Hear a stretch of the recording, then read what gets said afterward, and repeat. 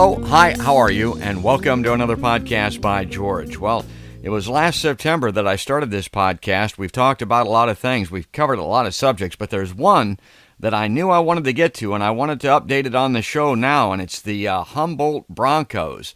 That tragedy up there in Saskatchewan that turned the sports world upside down and is still being felt across the hockey world, certainly. And it was just over a year ago, so I thought this would be a good time for the podcast. In fact, it was April 6th, 2018, that 16 people were killed, 13 injured, when the northbound team bus struck a westbound semi-trailer truck at a desolate, lonely crossroads near Armley, Saskatchewan, Canada.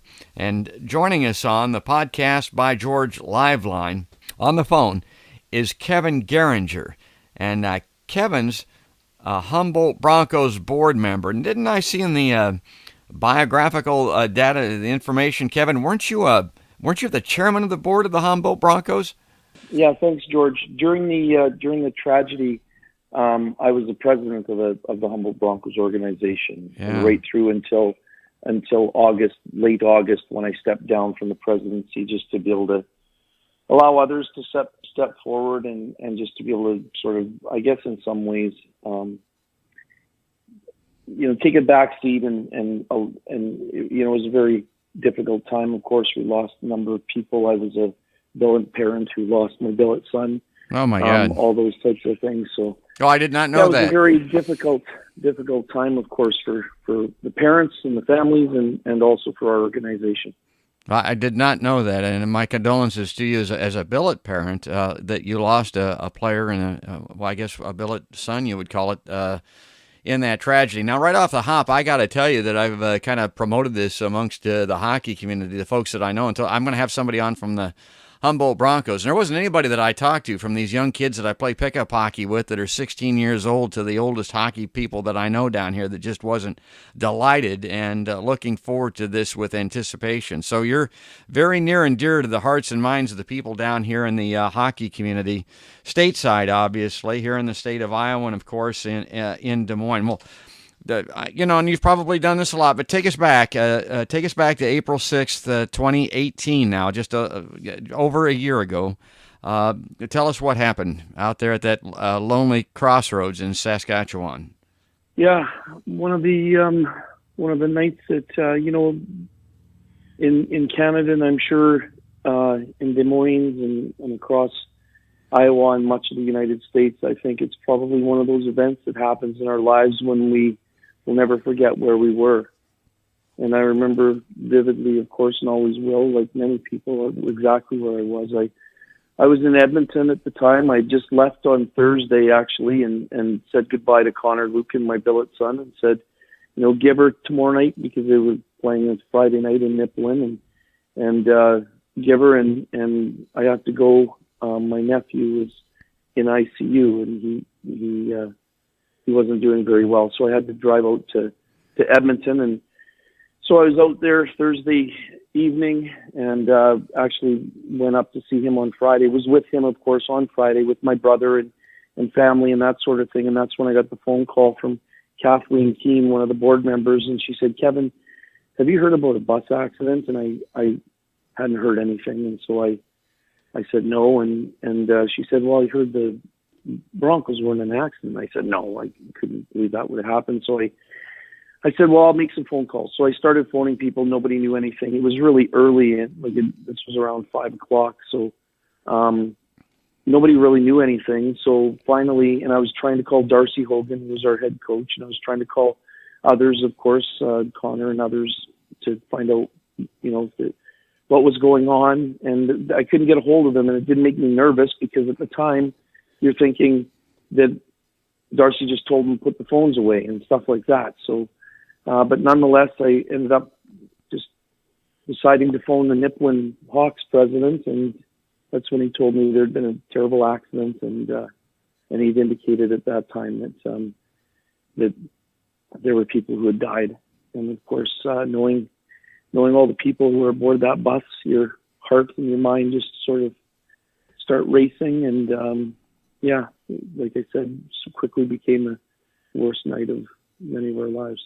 And the unbelievable thing, you must have been flabbergasted, dumbfounded amongst everything else, because there's a connection here between the Broncos in Humboldt and the Swift Current Broncos, correct? And their tragedy. Yeah. So in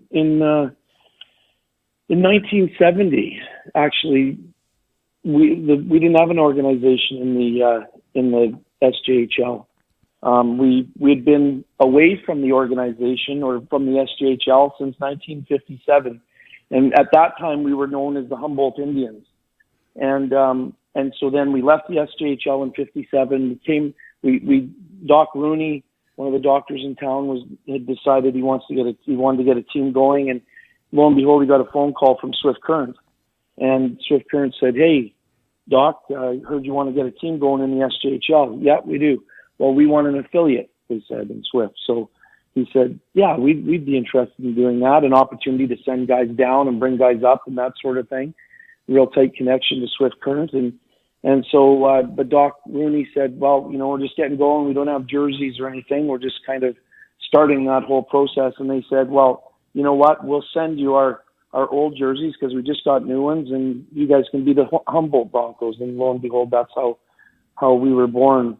And ultimately, of course, in 1986, in December, that fateful night when the bus rolled and 4 athletes from Swift Current Broncos were killed that night. That was the first season back in the WHL for the Swift Current Broncos, because they'd taken a hiatus for about 3 or 4 years, I think it was, and they actually joined the SJHL.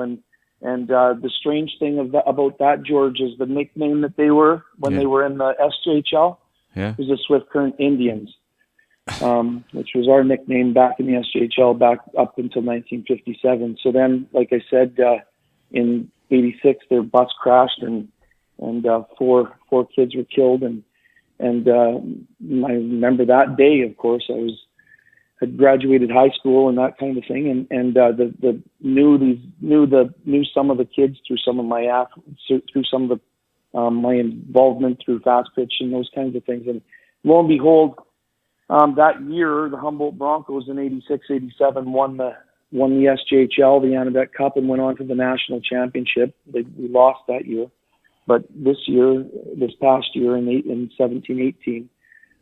Swift Current won the WHL and went on to the national championship and lost as well. So just some really amazing connection that, of course, has drawn the communities together. I have an identical twin brother, and actually he does a similar job to me. He's a superintendent in education in Swift Current, and I'm, of course, here in Humboldt, and I do the same type of job as the CEO. Oh, boy. That sounds like a movie script, a tragedy that's just incomprehensible. Well, before I forget now, you were in Edmonton. You had a nephew that was how's he? He's doing okay. Yeah, he's doing okay. It's we're grateful, that when of course I found out, and then started making some other calls, and I started getting calls from some parents and that sort of thing, and of course Christina Hogan and that sort of thing, Darcy's wife. I turned to my brother and my family and just said I have to go, and so we took off. And my son, of course, was very, very close friends with our assistant coach. They'd grown up together. I actually was his principal for a number of years and knew his mom and dad very well. Mark Cross knew his mom and dad really well. They were both teachers on my staff and very good friends, and so there's so many tight connections that exist, not just within my family, of course, but all families. It's just a terrible tragedy that has not only impacted all of us. I know it's impacted, the entire hockey world and beyond. I share a quick story with you. I was doing my doctorate down in Virginia, and I was driving through Powhite County in Virginia. I don't know if you've heard of it, but nonetheless, I'm driving along, and it's about 11 o'clock at night, and I get pulled over because there was a black SUV that had somebody that was, I guess, an impaired driver or something that they were looking for. And of course, he pulled me over, and then he just said, "No, obviously not you, but just want you to, I'll just run your license and that sort of thing." So he went back for literally about a minute and came back and said, Mr. Garinger, he said, "How are you all doing up there in Humboldt, Saskatchewan?" And then we talked for about 15 minutes about the impact that had on him and his family. And he wasn't a hockey person, but his kids rode buses, and their entire community was impacted, of course, by the tragedy in Humboldt. And so, I mean, it's certainly all across North America and in so many ways across the world, and certainly has had a major impact on us as a community, but of course so many others. And we're so grateful for everyone who stood up and helped support. And even those words from that kind gentleman that officer down in Virginia, just are things that you'll never forget. You know, that idea that they care so deeply and we're so moved by it. Well, thanks for sharing that story. And people that know me, part of my background, being with the Des Moines Buccaneers, the United States Hockey League franchise here, I was vice president for, 10, 15 years. And you get to know these players, and you get to know the wonderful families and the entire community that's surrounded by it. Now, that said, down here in the United States, it's a big deal in the hockey world. But it's very hard for people down here to understand how important this is in, we consider it to be a remote area like Humboldt, Saskatchewan. I mean, this is the world up there to a lot of folks. And the grieving and the recovery from this. Pick up the story for us a little bit after this horrific accident. How is the community doing? How has the past year, the year just past gone, for the folks, the survivors in Humboldt? Well, I can tell you that you'd think that things move on or not move on, but move forward, and I think people do. I think those who are maybe further away from it are, who are maybe a little less impacted by it, certainly are moving forward in another way. And those who have been impacted more significantly, like the families, that sort of thing, and others of us who lost billet sons and so many others who are close to us. I think it continues to be a journey, and it will be a journey forever. And I think that to think that there's some level of closure that comes from this is not accurate. I know that for a fact. I had an aunt who lost her son in a terrible, terrible tragedy in my mom and dad's home, actually, of all things. And that was 15 years ago, and she's not the same person today as she was before that. And I know that Connor Lucan, his grandmother, his grandmother lost her son, Connor's uncle, when he was 21, the same age as Connor was, in a tragedy when he was going to a hockey game. And he wore number 12 and all these types of things, the same number that Connor wore. And 12 days after the tragedy, of course, that's when we had the celebration of Connor's life. And 12 days after that, his grandma passed away.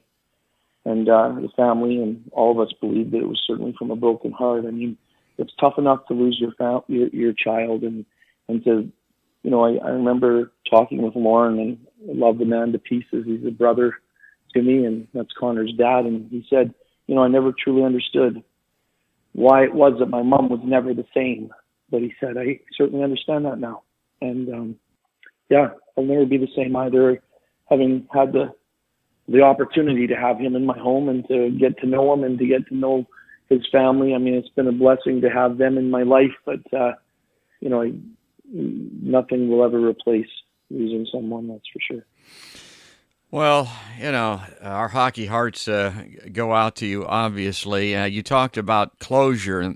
Just here within the past week or two, I think there was a criminal proceeding or a trial that's concluded. A lot of people maybe are not that familiar with how this happened, and we don't want to dwell on it. And I kind of feel guilty for even dredging this up for Kevin to go through again. But they're out at this crossroads. The bus is going down the highway about 60 miles an hour, and a semi-truck, it sounded like a double-bottom semi-truck, blows through a stop sign. I mean, it doesn't sound like the guy even tapped his brakes and came out in the middle of the highway. Yeah.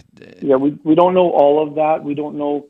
We know, approximately what speeds are and that sort of thing. Right. But we do know that that he did go right through the stop sign, and unfortunately our bus ran right into the side of it. I mean, it was, that's the whole thing. Thinking back on this, I mean, 1 second difference, and this never would have happened. We wouldn't be talking right now, and I'd be grateful for that. But so many would be. But yeah, it was a terrible tragedy. And they said it was a bus. I thought, well, people on buses usually survive. Buses are bigger. I mean, you don't wear seatbelts and stuff on buses a lot of the time, but it's just a bigger vehicle. And, this was a semi that it hit. So that didn't save them. And the other thing that I told people, I said, my God, these are, if it was like in the USHL, you'd have players 16 to 20 years old maybe, and in prime, peak physical condition. Nobody could be tougher and more likely to survive anything than the players on a hockey team. And so many perished in just a terrible accident. Now, I think was it 13 players and 3 team personnel, Kevin? Or what was the numbers? Yeah, there were 10 athletes who passed away, and 16 personnel. So the bus driver, Glenn Dirksen, Darcy Hogan, our head coach and general manager, Mark Cross, our assistant coach, Dana Bronze. Dana was our athletic therapist. She also looked after, was the equipment manager, that sort of thing as well. But she was a trained athletic therapist from the university. We also had Tyler Bieber. He was also, like the rest of them, just an amazing young guy who was the radio broadcaster. And Brody Hintz. Brody Hintz was a statistician. Actually, he did work in the United States, if you can believe it, as a 17-year-old kid. He had a mind that was he was genius, and so he would be, and I could tell so many stories about all of them, but Brody would be, he asked him a question about some sporting event that had happened 20 years ago. He knew every statistic of that, around that sporting event. So he was actually was involved with companies out of the United States and helping to support them around statistics and those kinds of things. He was brilliant, and they were all brilliant. I mean, Darcy Hogan, just to give you a short story about so many things that he did, and this is just one example, but we had a major snowstorm later in March of last year, and it was right in the middle of playoffs, right? And the kids are going to the rink. They're going to go and practice, of course, and Darcy, when the kids got there, said, "Leave your stuff on, boys. We're going out and we're going to shovel snow. We're going to go to the billet parents first, and we're going to shovel their snow, their driveways and their walks. And then we're going to go," and he went on the radio and said, "If anybody needs help, the Humboldt Broncos are there for them." I mean, that's just the type of guy Darcy was. And like I said, we're right in the middle of playoffs, and just spoke to his character and how amazing he was. And I mean, Mark Cross, knew him intimately, of course, as a student, as a close friend of my son's, and close friends of their family and that sort of thing. And he was the same sort of character kid. I mean, he was the kind of guy that when you were talking to him, he just made you feel like you were the most important person in the world. And Dana, the same sort of thing. She was just an amazing young person. They all were, Tyler and Glenn, and then all 10 of our athletes who passed away as well. Wow. And then we had 13 athletes who survived, and they're still with us, and we're grateful for that. And they're still recovering, of course. They will for the rest of their lives. But we're grateful that 13, of course, are with us today. Well, the Humboldt Broncos have a page on their site devoted to the team and bios and of those that perished and of those that survive and those that are working through. I saw a neat little network news update on one of the players that's becoming a sledge hockey player now. But I wanted to kind of pick up the timeline here a little bit, and my God, here you are. You're head of the board of the Broncos. You've lost a billet son, a young man on the bus, and it's the time of year where the playoffs are underway, and believe it or not, preparations are already being made for the coming season. You guys still had a team, still had a town. You had to put it together for the coming season, and you did ice a team. What's the past year been like? Well, it was a hard year, of course, in a lot of ways, and a very, I guess I would say, a very successful year in terms of hockey wise. I mean, nobody knew what to expect, and certainly there was some great angst in the community, that sort of thing. But we were able to get a team together. We had an amazing guy by the name of Jason Neville, who was the assistant general manager. We gave him control of hockey operations until we could hire a head coach and general manager. And so he started putting the team together, him and his staff.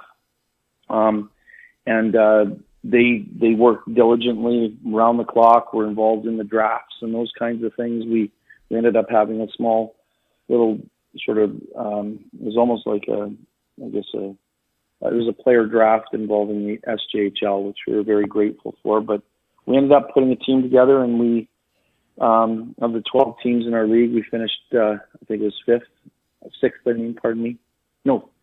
my apologies, I think. Anyway, the idea was that, the team was successful. We lost in 7 games to the Estevan Bruins in the first round of the playoffs in a real nail biter. That way we were up 3-1 actually. And now, of course, North Battleford is playing in the final against Melfort. But yeah, it was a tremendous kickoff to, our tremendous season. But of course, a real hard season as it's hard to go to the rink lots of times, recognizing that you didn't have some of those athletes who were there before. But we did have 2 athletes who were back with us, which was incredible. Braden Cameron and Derek Patter were both back, and then Tyler Smith as well. Once he got to a place where he could come back, he came back for about 10 games, and then he needed to go home and continue to take care of the healing that was necessary for him. So, we're pretty blessed to have that happen, and of course those guys are incredible leaders, just like the rest of them were, and we are grateful to have them back. 4 other athletes went on to university hockey as well from the 13 as well. So 3 played, and this upcoming year, the 4th will play. So just was not at a place where he was able to get back on the ice yet. So. Well, yeah, I'm glad to hear that the survivors there, some of them are playing, they're doing well. I got to share this story with you, Kevin, because it's pretty fresh in my mind. I just interviewed a survivor of the Marjorie Stoneman Douglas school shooting down in Parkland, Florida. Yeah, 17-year-old young lady, Rebecca Schneid. And she had contributed to a book about the tragedy. And those kids down there, they're struggling. The ones that survived that. I don't know if you saw in the news, but there's been a couple of suicides, and the PTSD element of that is very significant. And she contributed to this book. She wrote a poem, and I was just buying the book actually when I interviewed her, so I wasn't familiar with it at all. And I said, "Well, okay, read your poem on the podcast." Well, the title of her poem is "Zoo Animal." And her point is that's kind of, 1 year afterwards now, kind of how she feels, at times anyway, because it's always going to be something that people want to talk about. The interviews have to be done. The memories kind of get rehashed and refreshed and that type of thing. If you know what I mean, is that PTSD, is that zoo animal element of this, is that going to be a factor with your surviving players and people that have been affected like you up there in Humboldt? It's very much an interesting perspective, and of course I know that tragedy very well. I work in a school division as the director of education. It's the same as the superintendent of schools down in Iowa. So I have 43 schools that I'm involved with in terms of overseeing here in Canada and in Saskatchewan. Humboldt's our office actually, or where our central office is. So I know all about school shootings, and I know all about the tragedy that happens from that, and certainly I also am familiar with the impact of tragedy and how people in their heart of hearts they just want to know, and so they want to hear the story. They want to hear how are people doing. They want to hear all those things. And so that's how I've had to reframe it, because it is a little bit that way, that, you don't want people to have to be challenged by others who are always wanting to know, and yet at the same time, you understand why, because people care deeply. And so you work through those things, and I've come to that realization. I think that there are times when I, such as you, giving me a connecting with me to be involved in this, and I think, George, that your purpose is just to share more about what is, where things are at in terms of how are we doing and how are things going, and I think that's an important thing for so many, because so many, just like with that tragedy, so many, of course, are grieving along with us, and so to be able to kind of give a bit of a sense on where things are at, I think, is an important element, and yet it certainly is not, and it's never easy to talk about, of course, but I also see it somewhat as necessary at times.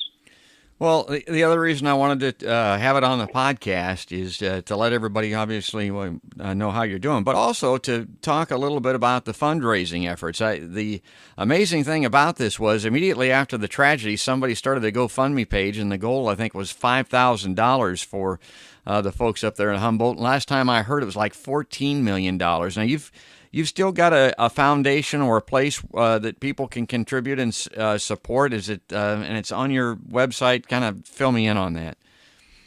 Yeah, so the GoFundMe actually was closed down right around this time, just a few days later, actually, in April. What transpired was that that GoFundMe reached $15.172 million. It was the largest of its kind in Canada, third largest in North America. And so what happened was it was brought to a close, and then we as a board established another board called the Humboldt Bronco Memorial Fund Incorporated, and we actually brought in 5 really important people who acted as advisors to our board. Essentially, they were a committee that essentially would advise us about how to distribute the funds. And so there's legislation in this province. It's the only province in Canada that has this legislation. It was established in January of 2015 for whatever reason. We had it.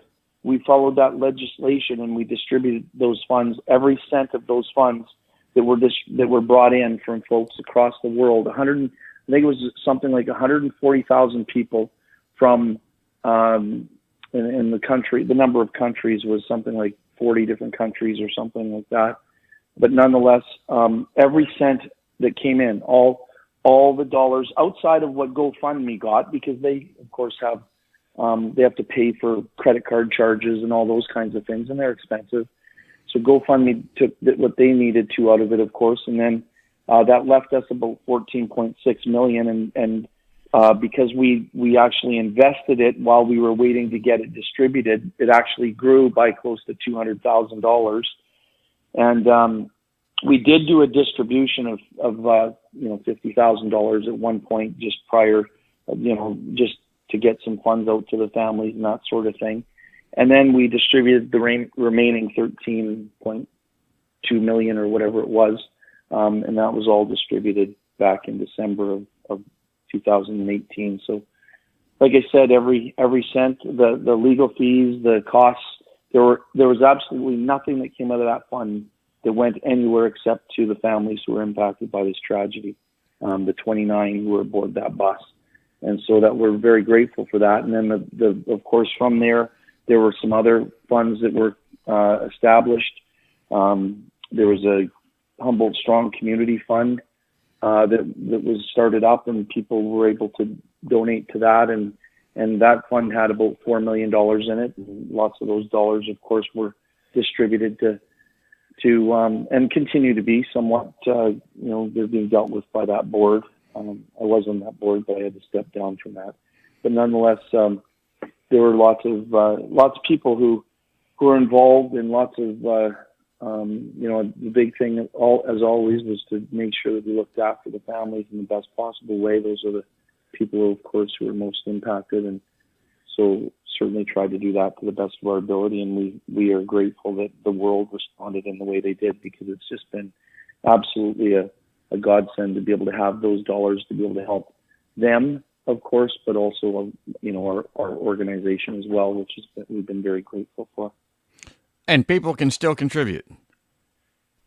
I'm not exactly sure where that's at, George, at this time. Okay. So I'm not certain if anyone's able to continue to contribute in that way. I know that there is a site or a charitable foundation that is actually established through the Saskatoon Community Charity, which is or Saskatoon Community Foundation, which people can go online and look at that, and then they certainly can contribute to that foundation, which, like I said, is a charitable foundation. So it's for tax receipts and those kinds of things. I don't know what that looks like in the United States, but for Canadians, certainly that's a place they can contribute. But yeah, that opportunity is there still. I know through the Saskatoon Community Foundation, and you just go into that site and can contribute. But ultimately, yeah, I think there's been the monetary components. People have sent art, they've done poetry, they've done songs, they've said prayers, they've sent letters, they've done so many things, made things for family members and others, and just can't thank the world enough. And I know we certainly thank you guys down in Des Moines and in Iowa and all across the United States as well. Well, I've had tears in my eyes listening to your story, listening to you recounting that terrible tragedy up there in the year just past, and I want to thank you for being on the podcast. And again, I want to tell you that I haven't mentioned this to anybody that I say Humboldt Broncos to that's involved in hockey down. They instantly know who you folks are. Nobody has forgotten. You're still top of mind, and you're still on our hearts down here. Anything else that I didn't ask about, Kevin, that you want to leave us with here before we wrap it up, that you normally like to make sure everybody knows, or that you tell people when it comes to this? You covered a lot, George, and I guess the big thing that I can't stress enough is just how appreciative we are. It's obviously, if we could, we'd turn the clock back and we'd have our kids back and we'd have our family members back and people would have their husbands back and their children back that way, but we can't. And so in trying to move forward, to try and get to where we are today, we couldn't have done that without the world stepping up. And I just think about you guys. I used to play international fast pitch softball, and Des Moines used to have a team actually, so I spent time down in Sioux City, Iowa, and that sort of thing, playing ball down there. I just think think about that and think about you guys down in Iowa there, it's just remarkable to have this conversation and to know that you continue to keep us in our thoughts and prayers, and for that we thank you. And we couldn't be where we are today without you. Certainly, you've helped us remain Humboldt strong, and we're grateful for that. Well said. That's our new hockey buddy, a tip of the podcast by George Hockey Helmet to Kevin Garinger. He's on the Humboldt Broncos Board of Directors up there in Humboldt, Saskatchewan. I hope things go well from here on out, Kevin. I hope that you folks can somehow get this behind you, and I hope that you win the cup next year, and that there's many sunny and happy days ahead for the folks up there in Humboldt. Thanks for being on the podcast. Thank you very much, George. All the best. I want to mention here now, folks, look for those links that I mentioned, the players that are on there for the website. But for right now, that's another podcast by George.